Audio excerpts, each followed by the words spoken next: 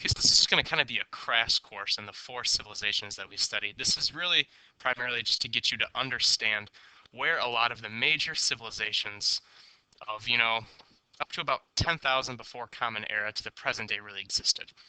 So we studied the Paleolithic era, kind of 30,000 years ago, 20,000 years ago, and then around 10,000 years ago, the Neolithic era began. This is kind of the starting point to where all these civilizations really began to flourish. This is when we stopped being nomadic.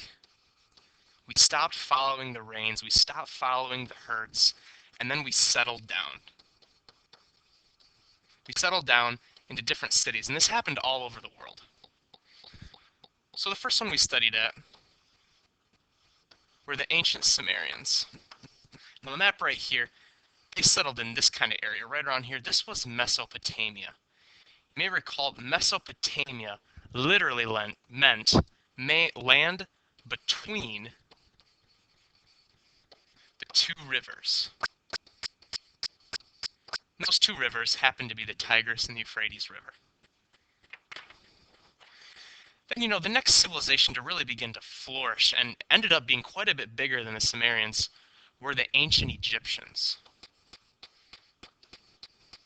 Now, the ancient Egyptians, you've seen the pictures, you've seen the photographs, you've seen the Great Sphinx.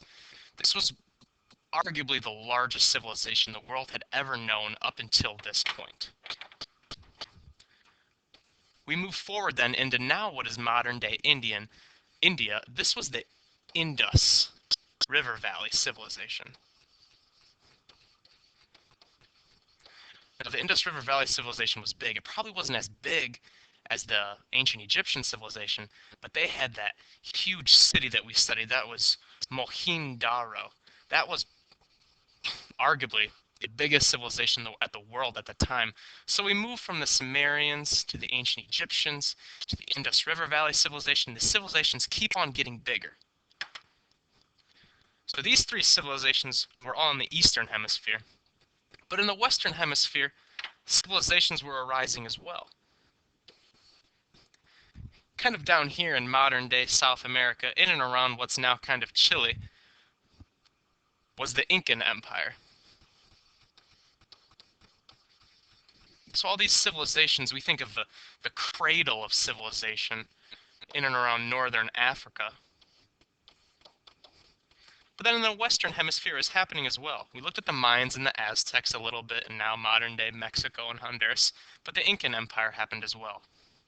So these are four of the biggest civilizations the world had ever known that all began after about 10,000 before Common Era in the Neolithic times, and then moved forward. And some of these civilizations lasted, and some of them, most of them didn't, but in and around, eventually Rome comes along. That really becomes to be the biggest of them all.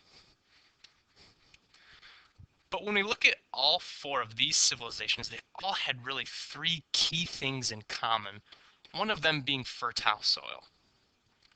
So in Sumeria, there was the two rivers. There was the Tigris and the Euphrates River. In northern Egypt and the Egyptians, they had the Nile River. In India, they had the Mohenjo-Daro, and then they had the Indian Ocean. They had the Ganges River as well. And then over in Western America, or the Western Hemisphere, there was all the tributaries in and around the Incan Empire. All these civilizations had to have fertile soil. They had to be permanently fixed in one place. They were not nomadic. They settled down. A lot of those civilizations also were big sea traders. If we go back, you can kind of look around here. This is a huge body of water. This is the Mediterranean Sea. And a lot of these civilizations interacted with one another via trade. We call this cultural diffusion, when elements from one civilization interact with another. So you can kind of almost think if you were to drive over to Adrian, see some friends, and tell them what was going on in Blissfield, that's kind of cultural diffusion in a way. So sea trading. And then finally, all these civilizations developed some different form of writing, and a lot of these were established into what we call cuneiform. This is the earliest sense of writing. We looked at pictographs, some of them from northern Europe at the time, but they all had some system of writing. And all these civilizations, they came together and they said, you know, we're not going to be nomadic anymore. We're going to settle down. We're going to develop terms like justice, freedom. We're going to organize ourselves into city-states, and we're going to live permanently in one select area. So it's almost like the world really, they just established their first homes. People finally had a place to come home to every night. They didn't have to follow the rains around anymore. So, finally home. All right, that's the ancient civilizations for you.